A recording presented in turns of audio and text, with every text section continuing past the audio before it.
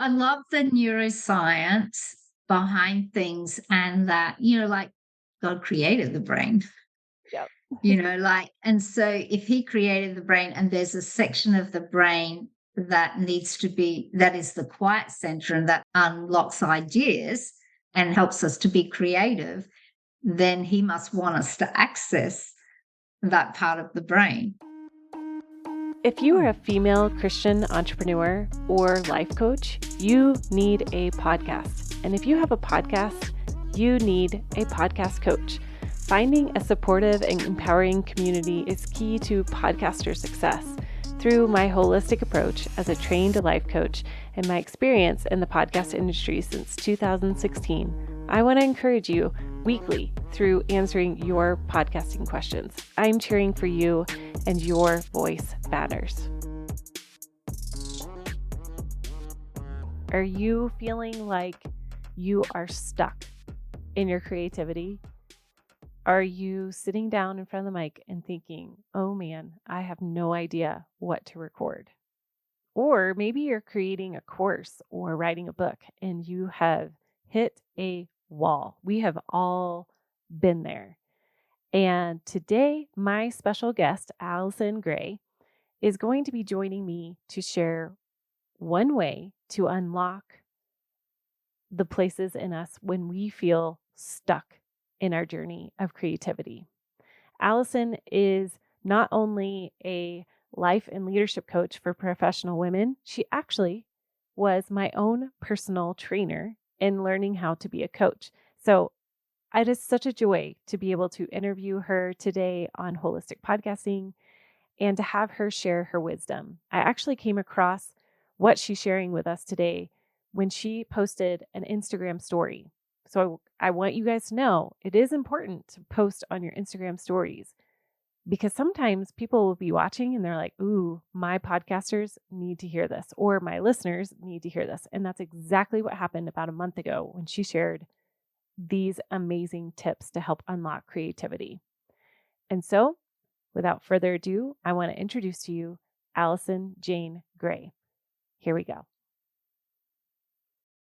Okay, so you're sitting in front of the mic and you are drawing a blank, or you've been avoiding going and sitting down because you got nothing. You're just stale.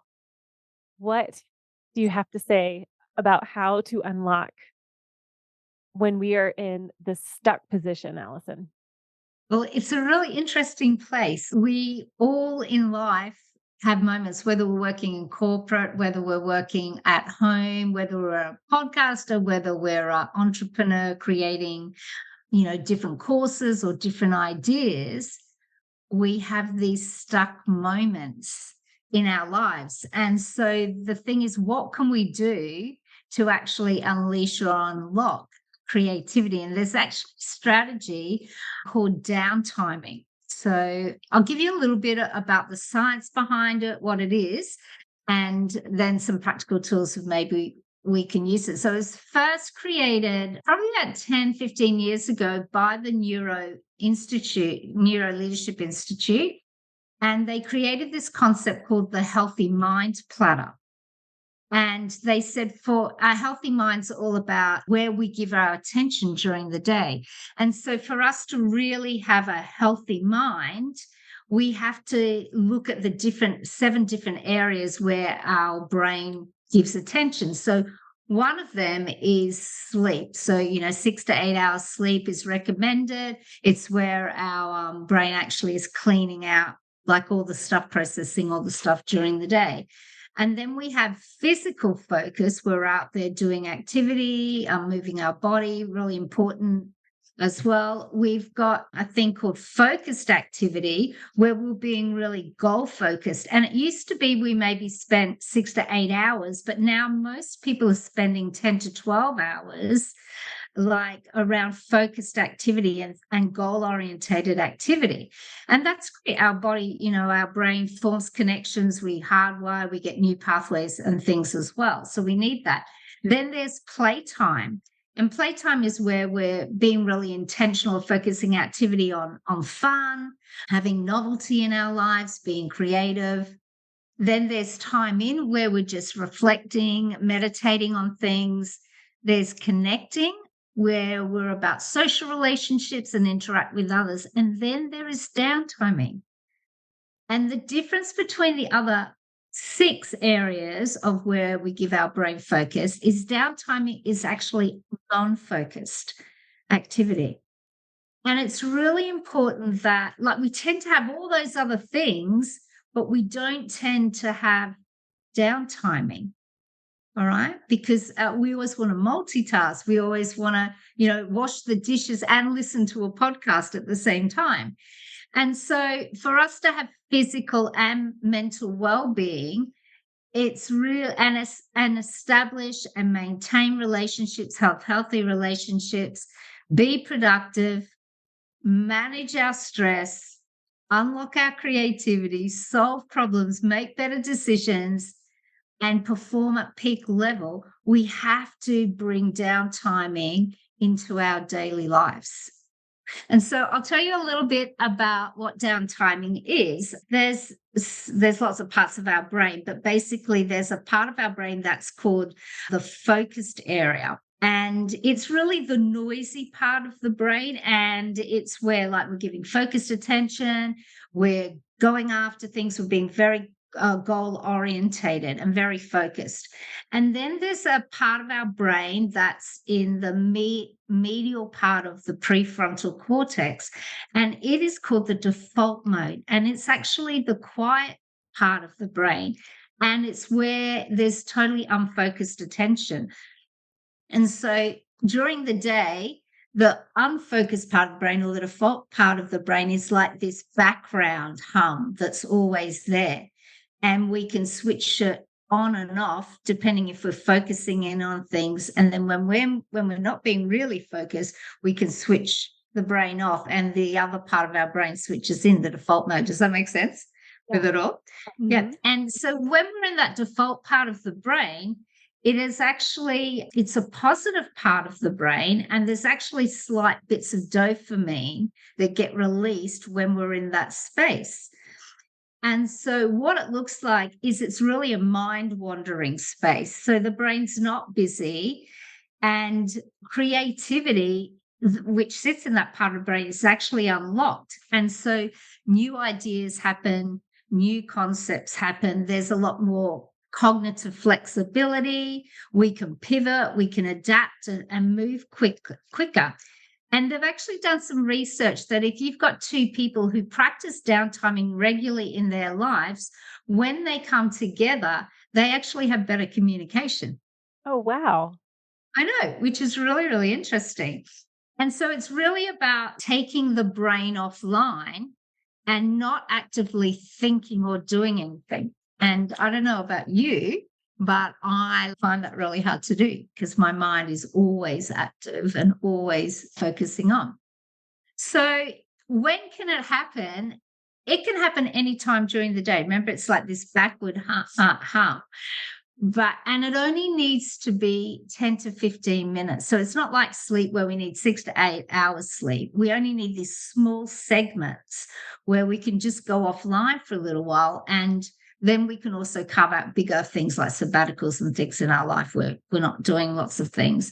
So it's really, really effective when we're stuck in a problem. So say we're sitting there like you just did with your introduction, we're before the screen, and we absolutely have no idea what we're going to say or new ideas or how we're going to design this particular podcast or this course thing we're doing. And what happens naturally, our human nature is we want to try and push through to try and solve the problem. But when we're stuck there and we're being unproductive and we've got stress rising up and we're anxious and the brain actually switching into more of a threat state, then we're not going to get anywhere. So that is the time where we go, okay, we need some downtiming. So we need to actually step away at that moment, go have a 10 to 15-minute break. Don't focus on anything. And then what happens is the part of the brain that is quiet, where the ideas and signals gets unlocked. We can hear the quiet things, the ideas.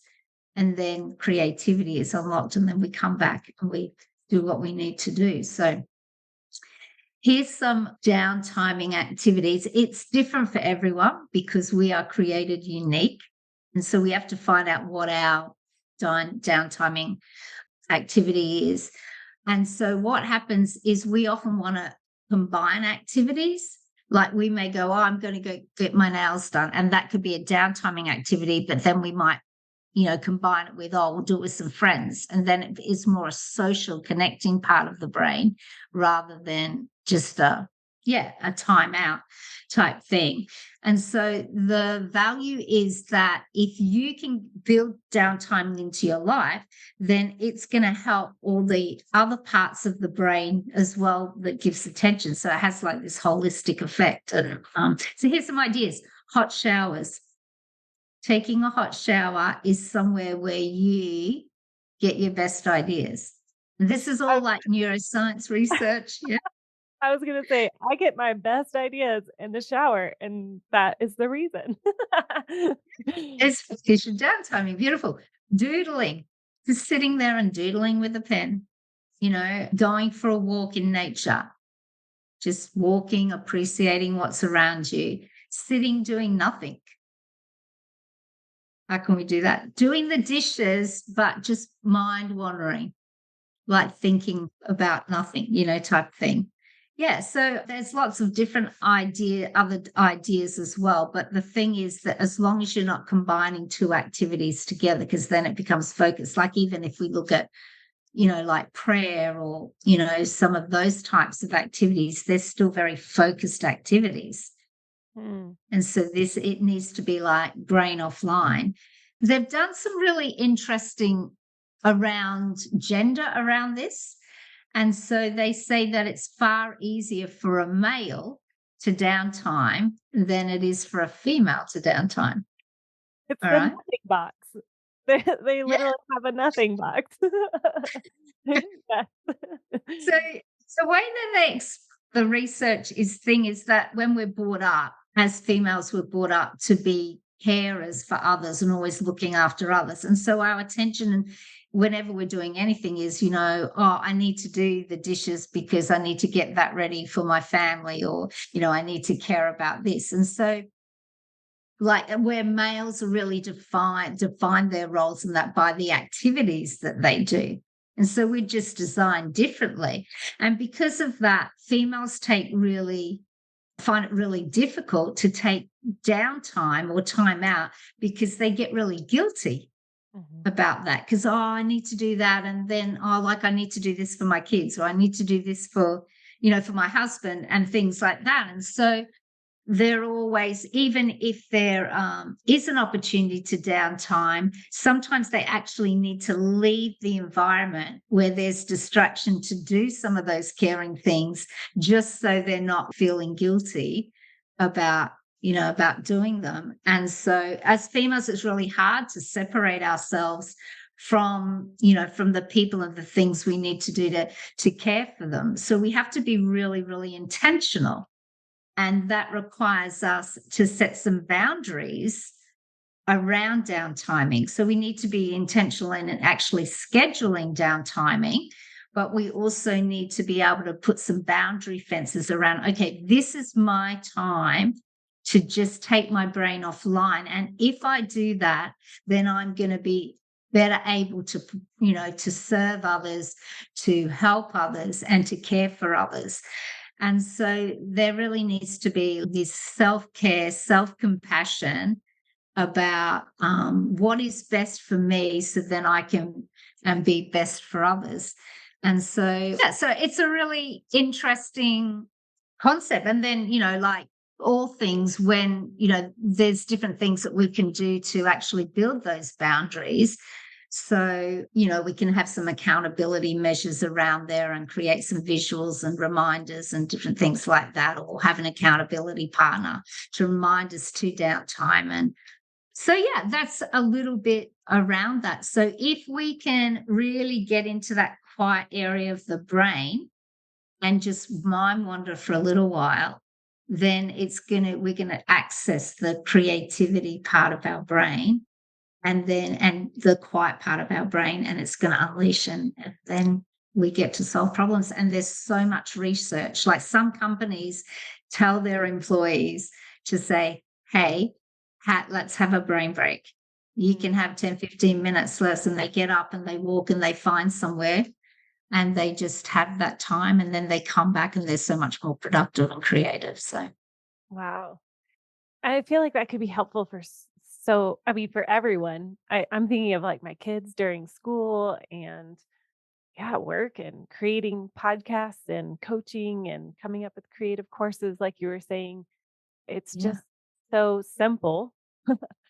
And what would you say, cuz I know for me and I'm sure there's somebody else out there that is like, yeah, that sounds great, but how do I just stop? How do I get my brain to stop thinking about all of the things that need to be done? Do you have any tips for somebody that might struggle with that? Yeah, it's a really good question. You know, like for me, my brain is fully active all the time, and I find it hard to switch off. Yeah. So it's like finding that activity. Like for me at the moment, I live right by the beach. So I go, okay, between 12 and 1, I'm scheduling in some downtime because I do most of my creativity, the designing stuff in the afternoon. So I'll walk across to the beach and I'll just sit there and I just look around and I take some deep breaths, and I don't take my phone because when I take my phone, then I'm distracted, Mhm. by my phone. So it's really like clearing off. And for me, the beach is somewhere where I just like, oh, just breathe, Yeah. just breathe and have a look around. And that helps me to switch off. Mm. Yes. Right. So it's not easy, but it's like finding that thing where we almost that peaceful place, I guess, like for some people it just may be walking, but it's not walking with an intent to do something. It's just walking in nature and, just for the joy of it.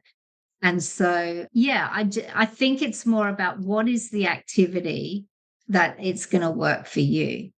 Mhm. Like sometimes I'll go and lay on my bed just for short breaks. I'll go and just lay on my bed and lay down. So there's something about just laying down and, and then just letting your mind wander as well. You Yeah. know, I don't know, like what's coming up for you in that? Here she goes with the coaching. No, I think that's helpful to find your thing that helps you kinda just check out for a minute. And maybe it's washing dishes for some people, and maybe it's going outside and going for a walk. I will say, I think I remember you talking about don't walk with your dog and think that that's a brain break. Was that you that was talking about that? Where because then you're focused on the dog instead of actually going in default mode. Yeah. Um, Or taking my kids somewhere because then I still have to pay attention to look after them. So it really has to be like, this is just my time. yeah, yeah, I like that. And it's really the offline. You are offline. And Yeah. so it brings up something for me of we were coming home from somewhere and my husband was asking me a question. I really was checked out. And I I had a moment of like, "Oh my gosh, I finally understand what I'm doing." Like when I've done this one since my kids were little where I'll just go into another space for a little bit and then I'm back. And I was like, "You know what? It's like having a screensaver come on." And it's Yeah. just I hold on, I'll be back. But it's like my nothing box and his nothing box and my screensaver. But it's fun to have actual science to back up this downtime in our brain, and it's gonna be so helpful for somebody who is listening to this who may be in that, space of almost like a frantic, like, "I gotta create something," that this is something that you could do is just pause and go have some downtime. Find that thing that helps you unplug in your brain. Ah, so good. Yeah. So good. I love the neuroscience behind things and that, like God created the brain. Yep. And so if he created the brain and there's a section of the brain that that is the quiet center and that unlocks ideas and helps us to be creative, then he must want us to access that part of the brain. And so sometimes, like when we get a revelation or when we get new insight, there's a part of the brain there that we're not tapping into. And that's going to help us come up with new ideas and solutions. That's going to help serve people or connect with people better or bring answers, which is all what entrepreneurs are about. It's about bringing answers. Then it's like, okay, let me be intentional about not being intentional in Yes. my thinking sometimes during the day. And that's key right there, is the being intentional about not being intentional. And especially for us coaches who are so goal focused and we got to do this, and entrepreneurs that are constantly in that mindset, it's going to be so helpful to just pause. And this is so, so valuable. I appreciate you, Allyson, coming on and sharing this, because it really will be a key to unlock so much more creativity for people. Yeah, and it'd be really exciting to hear people's experiences, like what is the activities that's worked for them, and that people maybe can share some of those out. And, how has downtiming been, and what are some of the obstacles that prevent us from taking that time out? So then we're coming back into boundaries and how do we carve out those moments, as well. So, yeah, it'd be great to hear feedback from people and what Yes. that downturning journey is like, for sure.